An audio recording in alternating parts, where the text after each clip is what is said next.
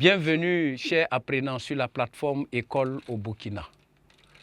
Nous allons, dans la suite des cours, poursuivre avec le chapitre 4. Mais tout avant, il faut que je vous rappelle mon nom. Je me nomme Zida Denis, voulu bien sûr par mes parents, professeur certifié de philosophie dans les lycées et collèges. Et pour le chapitre 4, nous allons parler des sciences expérimentales et leurs méthodes. Et ici, nous abordons un nouveau thème, qui est l'agir humain. Donc, on dit agir. Donc, dans agir, il y a action. Bien, à ce niveau, nous allons parler précisément des théories, de la théorie et de l'expérience. Qu'est-ce qui nous amène à ça? L'homme ne se contente pas de vivre comme les autres animaux. C'est bien sûr un animal, mais un animal doué de raison, de conscience. Et cette raison et cette conscience va l'emmener à vouloir comprendre son milieu, à savoir les choses et les phénomènes. Par conséquent, il va essayer de se poser la question comment tel ou tel phénomène ou tel objet est formé ou tel phénomène se manifeste. Et c'est pourquoi nous dirons, pour commencer, que la science recherche surtout le comment des choses. Et c'est ce qui va amener l'homme à se pencher, à développer ce qu'on appelle la science, qui cherche à comprendre le comment des choses, des objets, des phénomènes de la vie. Et c'est ce qui va nous amener aujourd'hui à essayer de voir comment est-ce que la science expérimentale, on entend expérience, expérimentation, la science expérimentale procède dans ses méthodes. Et l'essentiel de ces méthodes, il y a la théorie et l'expérience. Donc, chapitre 4, nous allons noter ensemble. Chapitre 4. Mais avant le chapitre 4, nous allons préciser quand même le thème. Le thème, nous avons dit que c'est l'agir humain. L'agir humain. Et ici, nous allons voir le chapitre 4. Voilà. Au niveau du chapitre 4, nous allons diviser ensemble les tableaux. Et au niveau du chapitre 4, nous allons voir les sciences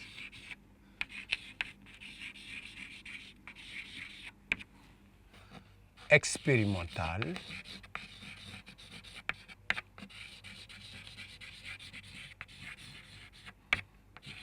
et leurs méthodes.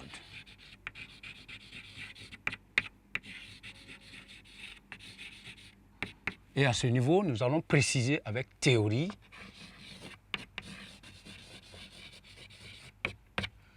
et expérience. Nous allons commencer ici avec le grand 1, le grand point. Le grand point. Et comme d'habitude, nous commençons toujours par une approche définitionnelle qui nous permet de saisir le sens réel des notions utilisées, des idées ou encore des mots essentiels ici. Donc nous allons mettre approche définitionnelle.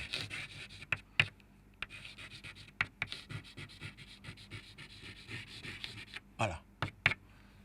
À ce niveau, en petit 1, nous allons d'abord définir la théorie. Donc, nous allons noter la théorie.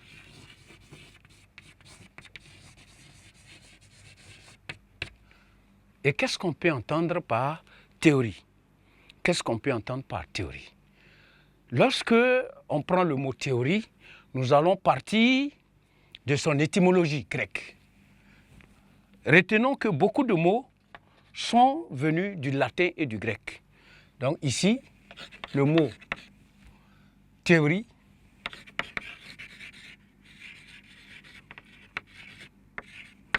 vient du grec théoria.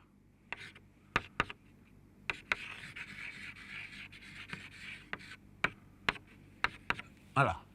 Le mot théorie vient du grec théoria, qui signifie contemplation, qui veut dire contemplation.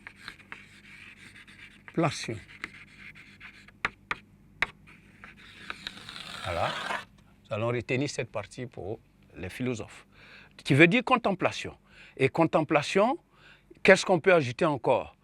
La théorie peut être alors définie comme un ensemble de propositions visant à expliquer un fait. Un ensemble de propositions, donc notons cela, un ensemble de propositions visant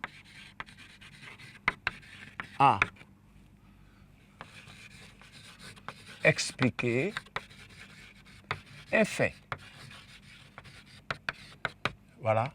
Nous avons dit que la science s'intéresse... Excusez, ensemble, là, vous avez résumé, bien, c'est sciemment fait. Ça, oui, j'ai abrégé. Okay. C'est bon? Oui. Donc, un fait, on continue. On Ok. finit par un fait. Voilà. Un ensemble de propositions visant à expliquer un fait. Donc, ici, ce qu'il faut retenir. Mais ce qui va nous intéresser plus, nous allons approfondir un peu en allant dans le domaine précisément scientifique, puisque nous parlons ici de science. Donc ici, dans le domaine scientifique, qu'est-ce qu'on faut retenir par théorie?